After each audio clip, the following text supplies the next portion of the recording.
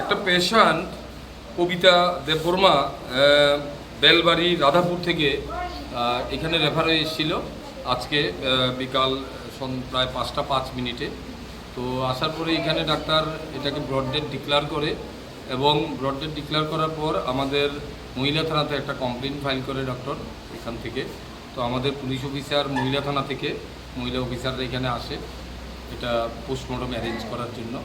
তো diseased party তারা husband এবং দুনো পরিবারের লোকই তারা পিএম করবে না বলে একটু সমস্যা হয়েছিল, তখন আমরা সবাই মিলে তাদের বুঝিয়েছি এটা পিএম করানোর জন্য। তো পরিশেষে তারা এটা মেনেছে আমাদের কথা। আজকে আমরা এখন ডেড বডি শিফট করবো জিবি হসপিটালে পিএমের জন্য। কালকে পিএম হবে in presence of executive magistrate, তারপরে আমরা বডি হ্যান্ড করবো।